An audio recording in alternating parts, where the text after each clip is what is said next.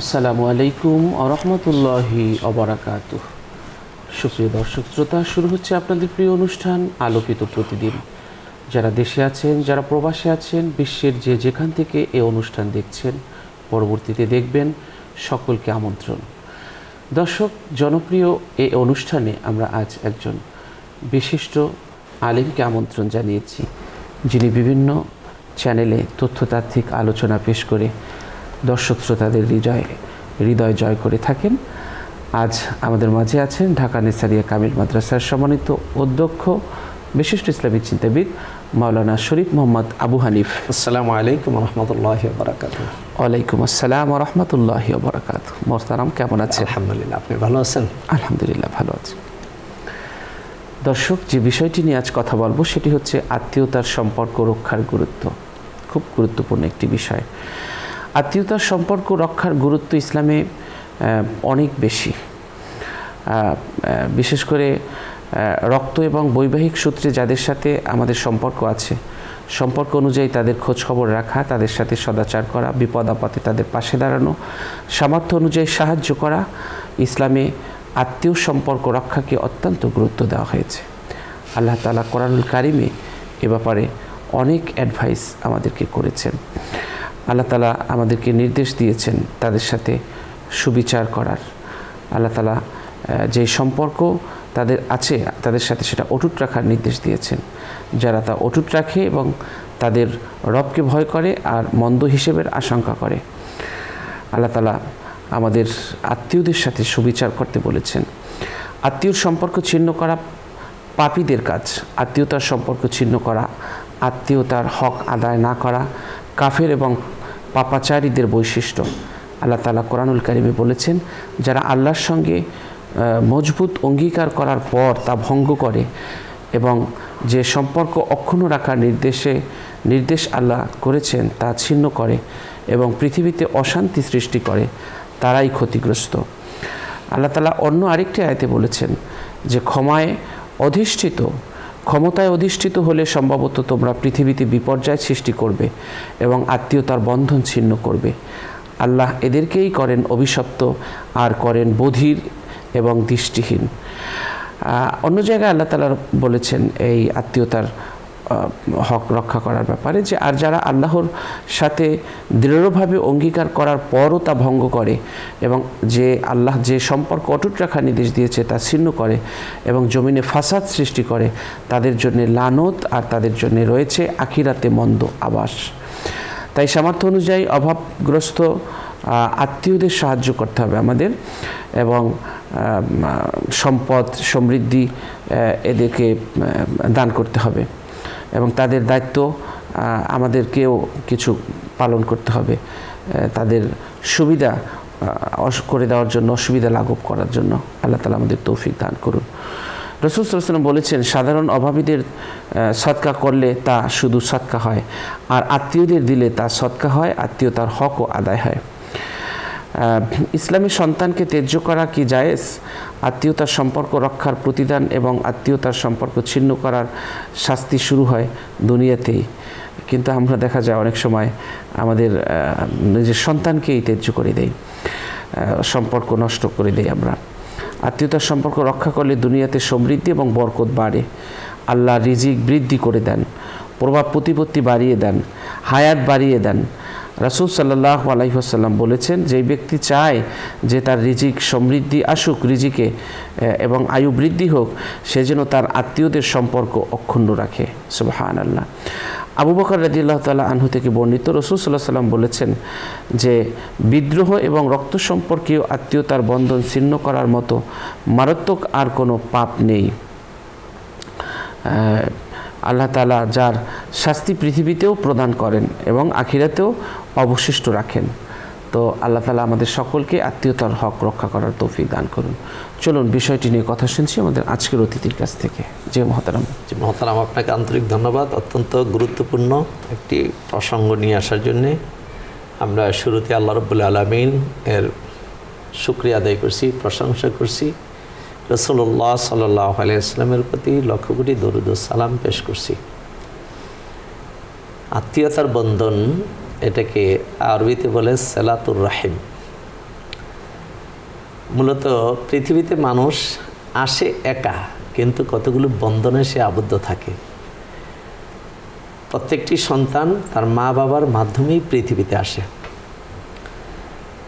এই মায়ের পেট থেকে আর বাবার ঔরস থেকে সন্তানটি যে জন্ম নিল, এই মায়ের রেহেম, আমরা যেটাকে মায়ের সন্তান দানের যে থলি বলি, এটাকেই আরবিতে রেহেম বলা হয়েছে। এই থলির সাথে সম্পৃক্ত তারাই হলো আত্মীয়তার বন্ধন। মানুষের সবচেয়ে প্রথম এবং নিকটবর্তী আত্মীয় হলো তার মা এবং তার বাবা। তাদের দুইজনের মাধ্যমেই সে পৃথিবীতে এসেছে। মা এবং বাবার সাথে যারা সম্পৃক্ত তারাও আত্মীয়। এই আত্মীয়দের মা বাবা এবং তাদের সাথে সম্পৃক্ত যারা, মা বাবার মাধ্যমে যাদের সাথে সম্পৃক্ততা আছে তারা আত্মীয়। এবং এই আত্মীয়দের প্রতি এহসান করার জন্যে আল্লাহ রাব্বুল আলামিন কোরআনে নির্দেশ দিয়েছেন। এহসান মানে হচ্ছে কি? সদ্ব্যবহার, উত্তম আচরণ, তাদের প্রতি দয়া প্রদর্শন। ওয়াবিল ওয়ালিদাইনি ইহসানা ওয়াদিল কুরবা, যে আল্লাহ নির্দেশ দিয়েছেন মা বাবার প্রতি এহসান করার জন্য এবং নিকট আত্মীয়দের প্রতি এহসান করার জন্য। ইন্নাল্লাহা ইয়া'মুরু বিল আদলি ওয়াল ইহসান ওয়া ইতাইযিল কুরবা। এই যে নিকট আত্মীয়দের প্রতি বা আত্মীয়ের প্রতি যে দয়া করা, সদ্ব্যবহার করা, এটা কোরআনের অনেক আয়াতে আছে। ওয়া আতিযিল কুরবা হাক্কাহু, আল্লাহ বলছেন তুমি তোমার নিকট আত্মীয়দের হক আদায় করো। আল্লাহ রাব্বুল আলামিনের নির্দেশ। রাসূলুল্লাহ সাল্লাল্লাহু আলাইহি ওয়াসাল্লাম অসংখ্য হাদিসে আত্মীয় স্বজনের সাথে বন্ধনকে দৃঢ় রাখার জন্য আল্লাহ রসুল নির্দেশ দিয়েছেন। এই জন্যে আবার এর বিপরীতে আত্মীয়তার বন্ধন ছিন্ন করার প্রতি ভয়ঙ্কর শাস্তির কথা আল্লাহ রাব্বুল আলামিন বলেছেন, রাসূল সাল্লাল্লাহু আলাইহি ওয়াসাল্লাম হাদিসেও বলেছেন। তাইলে এই কোরআনের আয়াতগুলো এবং হাদিসগুলোকে সামনে রেখে ইসলামের মুস্তাহিদ ওলামায়ে কেরাম তারা একমত হয়েছেন যে আত্মীয়তার বন্ধনকে রক্ষা করা, সুরক্ষা করা, এটা প্রত্যেকটা ইমানদার নরনারীর উপরে ওয়াজিব। আর আত্মীয়তার বন্ধনকে ছিন্ন করা এটা হারাম, ভয়ঙ্কর অপরাধ। আপনি একটু আগেই একটি হাদিস বলেছেন যে আত্মীয়তার বন্ধন ছিন্ন করা এবং বিদ্রোহ করার চেয়ে ভয়ঙ্কর এমন কোনো অপরাধ নাই, যে অপরাধের শাস্তি আল্লাহ পাক তাৎক্ষণিক দুনিয়াতে দেন এবং পরকালে তার জন্য নিকৃষ্ট আবাসস্থল অর্থাৎ জাহান্নাম নির্ধারণ করে রাখেন। তাহলে এখানে আত্মীয়তার বন্ধন ছিন্ন করাটাকে ভয়ঙ্কর অপরাধ হিসাবে আল্লাহ রসুল আমাদেরকে সতর্ক করে দিয়েছেন। আত্মীয়তার বন্ধন ছিন্ন করা এটা কোনো মুমিনের কাজ নয়, এটা ফাসেকদের কাজ। আল্লাহ পাক সূরা বাকারে বলছেন ফাসেকদের পরিচয় বর্ণনা করতে গিয়ে এরপরে বলেছেন আল্লাযীনা ইয়ানকুদুনা আহাদাল্লাহি মিন বা'দি মিসাকিহি ওয়া ইয়াকতাউনা মা আমারাল্লাহু আন ইউসালা বিহি, যে ফাসেকদের অন্যতম কাজ হলো আল্লাহর সাথে কৃত অঙ্গীকারকে তারা ভঙ্গ করে আর আল্লাহ পাক যে আত্মীয়তার বন্ধনকে সুদৃঢ় করার জন্য নির্দেশ দিয়েছেন তারা সেই বন্ধনকেই ছিন্ন করে দেয়। উদ্ধত আচরণকারী খোদাদ্রোহী গোষ্ঠীকে আল্লাহ পাক বলছেন কি, ফাহাল আসাইতুম ইন তাওয়াল্লাইতুম ফিল আরদি ইন তাওয়াল্লাইতুম লাতুফসিদুনা ফিল আরদি ওয়া তুকাত্তিউনা আরহামাকুম উলাইকা আল্লাযীনা লা'নাল্লাহু আলাইহিম। আল্লাহ বলতেছেন তোমরা কি এমন ব্যক্তি নও, তোমরাই তো এমন, তোমাদের দ্বারা আশঙ্কা হয় যে তোমরা যদি ক্ষমতায় আরোহণ করো, ক্ষমতা পাও, তাহলে তোমরা তো দুইটা কাজ করবে। একটা হলো তোমরা জমিনে বিপর্যয় সৃষ্টি করবে, ফাসাদ সৃষ্টি করবে, ফিতনা সৃষ্টি করবে এবং তোমাদের আত্মীয়তার বন্ধনগুলোকে তোমরা ছিন্ন করবে। আর এরাই হলো ওই সমস্ত লোক যাদের উপর আল্লাহ রাব্বুল আলামিন লানত নাজিল করেন এবং তাদেরকে অন্ধ বানিয়ে দেন। এই আয়ের দ্বারা কি বুঝেছে? আত্মীয়তার সম্পর্ক ছিন্ন এটা কোনো মুমিনের কাজ নয়, ইমানদার ব্যক্তির কাজ নয়। আত্মীয়তার বন্ধনকে উপেক্ষা করা, আত্মীয়কে অ্যাভয়েড করা এটা ফাসেকদের কাজ, পাপিষ্ট ব্যক্তিদের কাজ।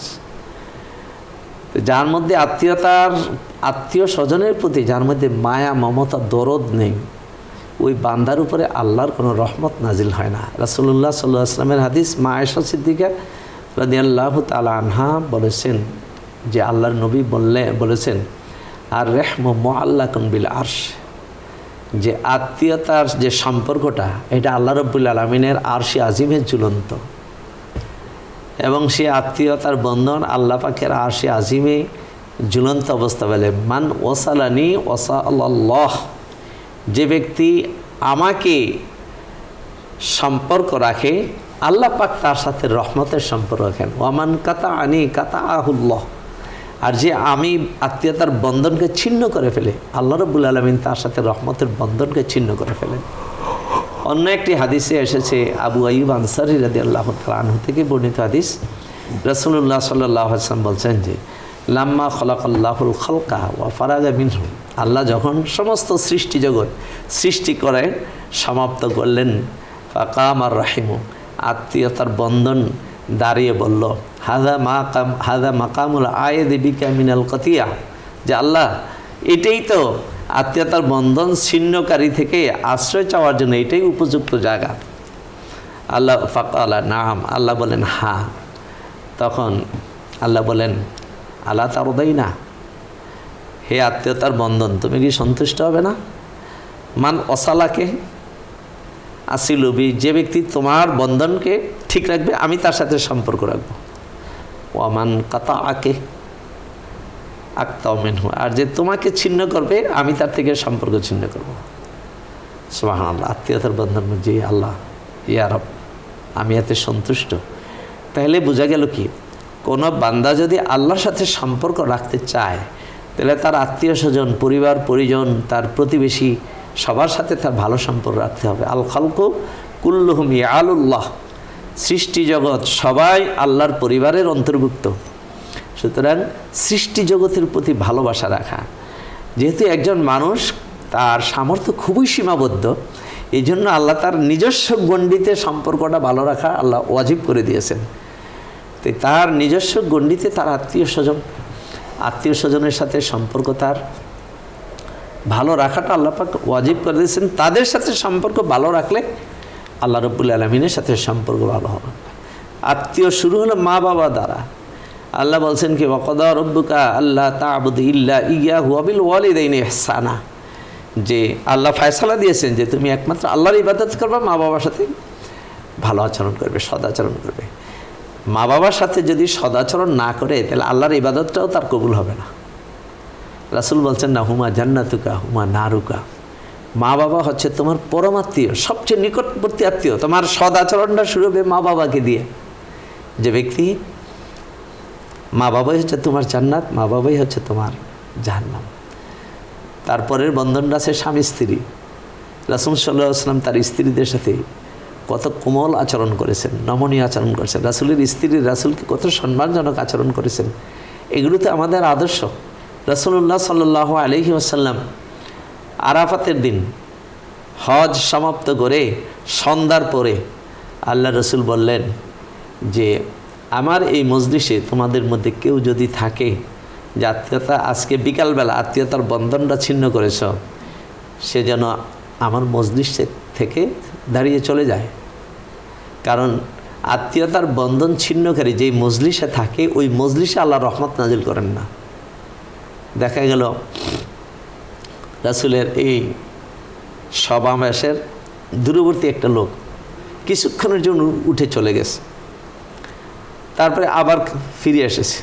আল্লাহ রসুল বললেন যে কেউ তো গেল না, তুমি উঠে গেলে আবার ফিরে আসলা। ওই ব্যক্তি বললে, ইয়া রাসূলুল্লাহ আপনি যা বলেছেন আমি শুনেছি। আমার আজকের আরাফাতের মাঠে আমার ফুফু, আমার একজন খালাস, তার সাথে আমার সম্পর্কের শৈথিল্য ছিল। আমি তার কাছে গিয়েছি, আমার খালা আমাকে দেখে অবাক হয়ে গেছে। আমার খালা বলল যে এটা কি তোমার অভ্যাস? আমি আমার খালাকে আপনার কথাটি শুনাইলাম। তখন আমার খালা আমার জন্য আল্লাহর কাছে ক্ষমা চেয়েছে, আমিও আমার খালার জন্য ক্ষমা চেয়েছি। রাসূলুল্লাহ সাল্লাল্লাহু আলাইহি ওয়াসাল্লাম তার প্রতি খুশি হয়ে গেলেন। তাইলে আত্মীয়তার এই বন্ধন আল্লাহর রসুল সাল্লাল্লাহু আলাইহি ওয়াসাল্লাম আমাদেরকে দেখিয়ে দিয়েছেন। নবীজির চাচা আব্বাস রাদিয়াল্লাহু তাআলা আনহু, তিনি বদরের যুদ্ধ পর্যন্ত কিন্তু নবীজির বিরুদ্ধেই করেছেন, এবং যে 70 জন কুরাইশ বন্দী হয়ে গিয়েছিল তাদের মধ্যে রাসূলের চাচা আব্বাস ছিলেন। বন্দীদেরকে নির্দেশ হলো যে সিদ্ধান্ত না নেওয়া পর্যন্ত মসজিদের নববীতে তাদেরকে বেঁধে রাখা। তো আব্বাস যেহেতু তিনি মক্কা বিজয়ের সময় ইসলাম গ্রহণ করছেন, আমরা রাদিয়াল্লাহু তাআলা আনহু বলি যে আব্বাস রাদিয়াল্লাহু তাআলা আনহু ওই অবস্থায় তাকে বাধা, উনি মোটা ছিলেন, শরীরে একটু মোটা ছিলেন। আব্বাস রাদিয়াল্লাহু তাআলা বাধার কারণে তার হাতে রক্ত জমাট বেঁধেছিল, উনি কষ্টে একটু শব্দ করতেছিলেন রাত্রিবেলা। আল্লাহ রসুলের চোখে ঘুম ভেঙে গেছে, নবীজি ঘুমাইতে পারেন নাই। নবীজি এসে মসজিদে দেখলেন যে এইভাবে কাতরাচ্ছে কে, বলে ইয়া রাসূলুল্লাহ আপনার চাচা আব্বাস। নবীজি বললেন সাহাবীরা তোমরা যদি সম্মত থাকো তাহলে আব্বাসের বাতটা একটু লুজ করে দেওয়া যায় কিনা। সাহাবায়ে কেরাম রসুলের সম্মানার্থে লুজ করে দিলেন। সেই দিন এই বন্দীদের কারো কোনো জামা কাপড় ছিল না। মদিনার আনসারীদেরকে বলছিলেন রসুল তোমাদের জামা কাপড় এক একজন এক একটা জামা তাদেরকে দাও বন্দীদেরকে। তা আব্বাস রাদিয়াল্লাহু তাআলা আনহুর গায়ে কোনো জামা লাগছিল না। মদিনার সবচেয়ে বড় কুখ্যাত মুনাফিক আব্দুল্লাহ ইবনে উবাইয়ের গায়ের জামাটাই আব্বাস রাদিয়াল্লাহু তাআলা আনহুর গায়ে লাগছিল, মোটা মানুষ। এটা এই আব্দুল্লাহ ইবনে উবাই রাসূলের চাচাকে একটা জামা দিয়েছে, এটা সে মনে রেখেছে। সে মৃত্যুর পূর্বে রাসূলকে তো অনেক কষ্ট দিছে, কিন্তু মৃত্যুর পূর্বে তার কেন যেন মনে হয়েছে যে রাসূলের জামাটা যদি আমি কবরে নিয়ে যাই, যদি মুক্তি পাই। তার ছেলেকে দিয়ে বলছিল যে তুমি নবীজিকে বলবা যে তার জামাটা যেন আমাকে দেয়। আব্দুল্লাহ ইবনে উবাইর ছেলের নামও আব্দুল্লাহ, উনি এসে আল্লাহ রসুল কাছে জামা ছিল। নবীজি বলেন হ্যাঁ আমি তো তার কাছে ঋণ আছে, সে বদরের দিন আমার চাচার গায়ে একটা জামা পরিয়ে দিয়েছিল। রাসূল সাল্লাল্লাহু আলাইহি ওয়াসাল্লাম চাচাকে ঋণমুক্ত করার জন্য নিজের জামাটা সবচেয়ে বড় দুশমন মুনাফিক আব্দুল্লাহ ইবনে উবাইকে দিয়ে দিলেন। এইভাবে আত্মীয়তার সম্মান। ওই যে একজন ব্যক্তিকে যাকাত আদায়ের দায়িত্ব দিছে, আইসে অভিযোগ করছে আব্বাস রাদিয়াল্লাহু তাআলা আনহুর বিরুদ্ধে যে উনি তো যাকাত দিচ্ছে না। আল্লাহ রাসূল সাল্লাল্লাহু আলাইহি ওয়াসাল্লাম বললেন যে আলাইয়া ওয়া মিসলাহু, যে ইবনে আব্বাসের যাকাত এই বছরটা আমি দেব, তার আগামী বছরটা আমি দেব। আম্মুর রাজুল সানবু আবিহি, একজন ব্যক্তির চাচা তার পিতারই একটি শাখা। আল্লাহ রসুল এইভাবে আত্মীয়তার মূল্যায়ন করেছেন। রাসূলের পাক সাল্লাল্লাহু আলাইহি ওয়াসাল্লামের ঘরে উম্মাহাতুল মুমিনিনেরা ছিলেন, তারা তো কেউ কোনো দিন বলতে পারেনি যে আল্লাহ রসুল আমার সাথে কোনো খারাপ আচরণ করেছেন। বরং খাদিজা রাদিয়াল্লাহু তাআলা আনহা ইন্তেকাল করে যাওয়ার পরেও রাসূল সাল্লাল্লাহু আলাইহি ওয়াসাল্লাম খাদিজার কথা মনে রেখেছেন, এবং কখনো বাসায় বকরি জবাই হলে আল্লাহ রসুলের অন্যান্য স্ত্রীদের জন্য একটা বাঘ দিয়েছেন। খাদিজা রাদিয়াল্লাহু তাআলা আনহার নামে একটা বাঘ রেখেছেন, যেটা খাদিজা রাদিয়াল্লাহু তাআলা আনহার বান্ধবীদেরকে, বা খাদিজার বোন ছিলেন হামনা। আল্লাহ রসুলের ঘরের পাশ দিয়েও যদি কখনো খাদিজা রাদিয়াল্লাহু তাআলা আনহার বোন হযরত হামনা রাদিয়াল্লাহু তাআলা আনহা যেতেন, কণ্ঠের আওয়াজ শুনে নবীজি টের পেয়ে যেতেন, বলতেন যে কে হামনা যাচ্ছ নাকি। রাসূলের মনে স্ত্রীদের প্রতি এই গভীর ভালোবাসাটা ছিল। আমরা পৃথিবীতে চলার পথে দেখা যায় কোনো কোনো আত্মীয় আমাদেরকে অ্যাভয়েড করে, বা কোনো কোনো আত্মীয় একজন আত্মীয় আরেকজন আত্মীয়ের উপরে জুলুমও করে, ক্ষেত্র বিশেষে স্বীকার করে না। নবীজি বলছেন তারপরও তার সাথে তুমি আত্মীয়তার সম্পর্ক বজায় রাখো। সিল মান কথা আঁকা, যে তোমার সাথে আত্মীয়তার সম্পর্ক ছিন্ন করে দেয় তার সাথে তুমি আত্মীয়তার সম্পর্কটাকে বজায় রাখো। ওয়া আতি মান হারামাকা, যে তোমাকে কিচ্ছু দিল না, প্রাপ্যটাও দিল না, তুমি তাকে তার হকটা দাও। ওয়া আরিজ আম্মান জালামাকা, যে আত্মীয় তোমার সাথে জুলুম করে, তুমি বা যে ব্যক্তি তোমার সাথে জুলুম করে তুমি তার জুলুম থেকে মুখ ফিরিয়ে নাও। অন্য হাদিস আছে ওয়াফু আম্মান যালামাকা, যে তোমার সাথে জুলুম করে তারকে মাফ করে দাও। এটাই হলো হোসনে খুলক বা খুলকে আজিম আল্লাহ রসুল এই শিক্ষাগুলো দিয়েছেন। তো এখন আমরা মনে করি কি যে আত্মীয় আমার ভাই আমার সাথে সম্পর্ক বাজ, তার সাথে আমি রাখতেছি, আরেকজনে আমাকে মূল্যায়ন করে না, ঠিক আছে তাকে বাদ দিলাম। আল্লাহ রসুল বলছেন না, যে ব্যক্তি তোমার সাথে সম্পর্ক রাখতেছে তার সাথে সম্পর্ক এটা তো তোমার বিনিময় হলো, কিন্তু আত্মীয়তার সম্পর্ক বজায় রাখার যে ফজিলত সেটা পাইতে হলে তুমি ওই ব্যক্তির সাথেই সম্পর্ক রাখতে হবে যে ব্যক্তি তোমার সাথে সম্পর্ক রাখে না। একজন সাহাবী রাসূলুল্লাহ সাল্লাল্লাহু আলাইহি ওয়াসাল্লামের দরবারে এসে বললেন, ইয়া রাসূলুল্লাহ, আমার কিছু আত্মীয় স্বজন আছে, তারা আমাকে দেখলে মুখ ফিরিয়ে নেয়, আমার সাথে সম্পর্ক রাখতে রাজি না, তারা আমাকে আমার হক দেয় না, আমার উপর উল্টা জুলুম করে, কিন্তু আমি আমার পক্ষ থেকে তাদের সাথে সম্পর্ক রাখার চেষ্টা করি, আমি তাদের প্রতি এহসান করার চেষ্টা করি, তাদের জুলুমটাকে আমি মাফ করে দিয়ে আমি তাদেরকে কিছু দান করার চেষ্টা করি। রাসূলুল্লাহ সাল্লাল্লাহু আলাইহি ওয়াসাল্লাম বললেন যে তুমিল্লু আফওয়াহাহুম, তাহলে তুমি যে দিচ্ছ তুমি তো তাদের মুখে ছাই দিচ্ছ। তার মানে হচ্ছে কি যে তারা তোমার উপর জুলুম করতেছে কিন্তু তুমি তাদের উপর এহসান করতেছো, তোমার এহসানটা তাদের মুখে ছাইয়ের মতো হয়ে ঝরছে। তাহলে তার হইল শ্রেষ্ঠত্ব ওই আত্মীয়ের যে আত্মীয়রা তার প্রতি জুলুম করার পরেও সে আত্মীয়ের প্রতি এহসান করে, কারণ আল্লাহ তো নির্দেশ দিয়েছেন এই আত্মীয়তার ক্ষেত্রে তিনটি ক্ষেত্রে কোনো মুসলিম অমুসলিম ফারাক করা যাবে না। সেটা হলো 1 নম্বর ওয়াদা রক্ষার ক্ষেত্রে, আমি যার সাথেই ওয়াদা করি সে মুসলিম হোক অমুসলিম হোক, এখানে মুসলিম অমুসলিমের পার্থক্য নেই, ওয়াদা রক্ষা করতে হবে।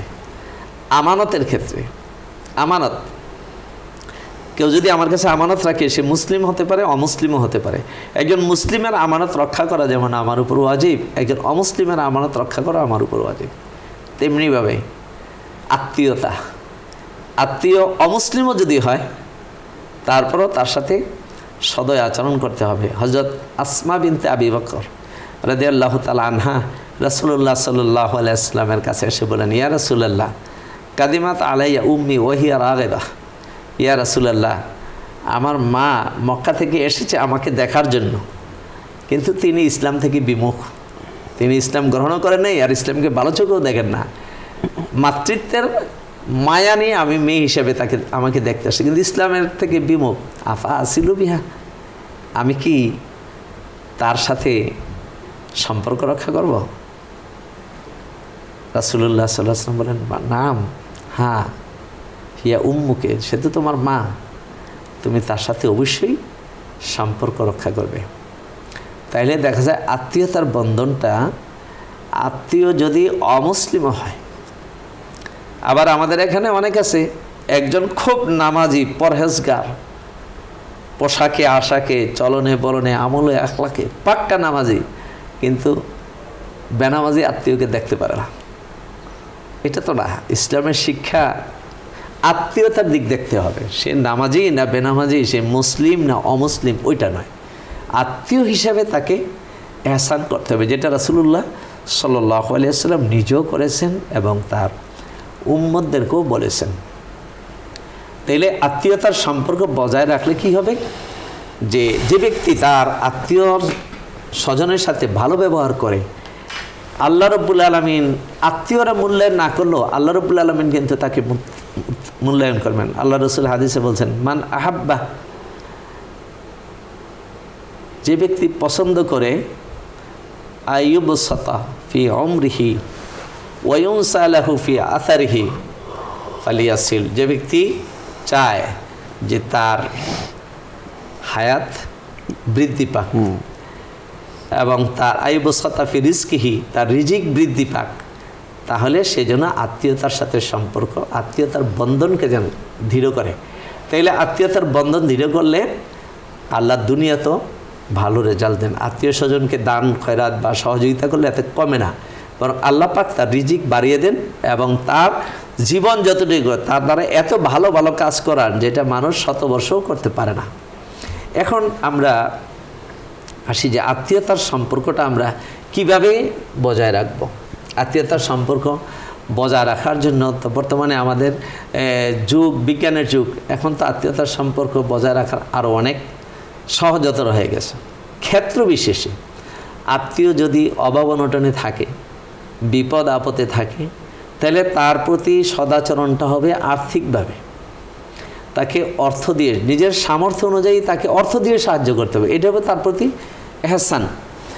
আর আত্মীয় স্বজন যদি অসুস্থ হয়ে পড়ে, তাহলে তাকে দেখতে যাওয়া, এটা হবে তার সাথে সম্পর্ক রক্ষা করা। আর আত্মীয় স্বজন যদি অর্থের অভাবেও না পড়ে, অসুস্থ না হয়, তাহলে তাকে দেখতে যাওয়া বা তার সাথে খবরাখবর রাখা, এখন ফোনে বা মোবাইল ফোনে হইলেও তার সাথে যোগাযোগ রক্ষা করা, এতটুকু তো তার অন্তত হক আদায় হয়ে যাবে। কিন্তু মাসের পর মাস, বৎসরের পর বৎসর আত্মীয়ের সাথে কোনো কথাই নেই, তাহলে সে কিন্তু আত্মীয়তার বন্ধন ছিন্নকারী হিসাবে আল্লাহ রাব্বুল আলামিনের আদালতে তাকে জবাবদিহি করতে হবে। এই আত্মীয়তার বন্ধনগুলো যদি আমরা রক্ষা করি, তাহলে কি হবে, যে প্রত্যেকটি পরিবার সুখী হবে। যিনি এটা রক্ষা করবেন তিনি সম্মানিত হবেন, এবং তার সম্পর্ক ইতায়ে দিল কোরবা ওয়াল জারে দিল জাম্বে, যে নিকটাত্মীয়, প্রতিবেশী, সকলের প্রতি যখন সে উদার মনে সম্পর্ক রক্ষা করবে, এহসান করবে, সকলের মনে ওই ব্যক্তির জন্য ভালোবাসা তৈরি হবে এবং তার সম্মান বৃদ্ধি পাবে।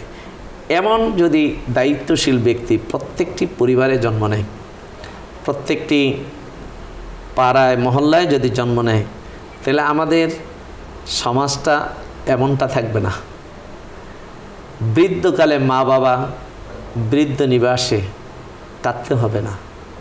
ঈদের দিন পর্যন্ত মা বাবার খবর নেয় না যে সন্তানেরা, তাদের মনে কি একটু ভয় জাগে না যে আল্লাহর কাছে কি জবাব দিবে?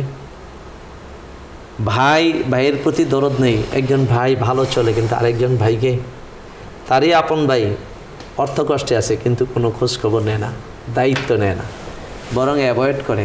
স্ত্রীর কথায়, অনেক সময় ছেলে মেয়েদের কথায় ভাইয়ের বন্ধনকে ছিন্ন করে দেয়। আমরা বলবো আল্লাহকে ভয় করা উচিত, আল্লাহকে ভয় করা উচিত। আল্লাহ পাক এতগুলো আয়াতে আত্মীয়তার কথা বললেন। আত্মীয় স্বজন, আপনজন, পরিবার পরিজন, পাড়া মহল্লাবাসী, তাদের প্রতি প্রত্যেকটা নাগরিকের দায় আছে, একজন ইমানদার ব্যক্তির দায় আছে। রাসূলুল্লাহ সাল্লাল্লাহু আলাইহি ওয়াসাল্লাম মক্কাবাসীদের এত অত্যাচারে মদিনায় চলে গেলেন। এই আল্লাহ রাব্বুল আলামিন বলছেন, মা কান আল্লাহু লিয়ুআযিবাহুম ওয়া আনতা ফীহিম, আপনি তাদের মাঝে থাকা গেলে আল্লাহ তাদের কোনো আযাব দিবেন না। কিন্তু মদিনায় যখন নবীজি হিজরত করে চলে গেলেন, মক্কাবাসীদের জন্য আকাশের বৃষ্টি বন্ধ হয়ে গেছে, চতুর্দিকে অভাব অনটন দেখা দিয়েছে কয়েক বৎসর। শেষ পর্যন্ত মক্কাবাসীরা মনে করলো যে আমরা তো সকল উপায় অবলম্বন করলাম, মুহাম্মদের কাছে কিছু লোক পাঠাই মদিনায়, মুহাম্মদ যদি দোয়া করে তাহলে যদি আমাদের উপর আবার বৃষ্টি নাজিল হয়। কয়েকজন প্রতিনিধি দল মদিনায় রাসূলুল্লাহ সাল্লাল্লাহু আলাইহি ওয়াসাল্লামের কাছে গিয়ে মক্কাবাসীদের এই করুণ দুর্দশার কথা জানালেন। আল্লাহ রসুল একটি বার মনে করেন না যে তারা দীর্ঘ 13 বছর আমাকে নির্যাতন করেছে, আমাকে দেশ থেকে বের করে দিয়েছে, এই কথা মনে করেন নাই। বরং মক্কাবাসীদের খাবার অভাব অনটন ক্ষুধার কথা শুনে আল্লাহ রসুলের চোখ দিয়ে পানি ছেড়ে দিয়েছিলেন এবং আল্লাহর কাছে দোয়া করছেন যে আল্লাহ তুমি মক্কাবাসীদের উপর বৃষ্টি নাজিল করো, তাদের রিজিক বাড়িয়ে দাও। আল্লাহ রসুলের দোয়ার বরকতে মক্কায় বৃষ্টি নাজিল হয়েছে, সবুজ পাতা নতুন করে গজিয়েছে। নবীজি মনে রাখেননি যে আত্মীয় স্বজন আমাকে কষ্ট দিয়েছে। আবার 8 বছর পরে যখন মক্কা বিজয়ী হলো, তখনও নবীজি কি বললেন, লা তাসরিবা আলাইকুমুল ইয়াউম, যে আজকের দিনে তোমাদের প্রতি আমার কোনো প্রতিশোধ নেই, বরং তোমরা আমার কাছে আজকে কি আচরণ আশা করো। সবাই বলছে যে দেখো মুহাম্মদ, তুমি আমাদের কারো ভাই, কারো বাতিজা, কারো চাচা। ভাই, বাতিজা, চাচা যে আচরণ আশা করে আমরাও তোমার কাছে সেটি আশা করি। আল্লাহ রসুল কাবাগরের দরজার দুই পাশে 2 চৌকাঠে 2 হাত রেখে বললেন যে আজকে আমি তোমাদেরকে ক্ষমা করে দিলাম, যার যার ঘরে থাকবে তাকেও ক্ষমা করে দিলাম।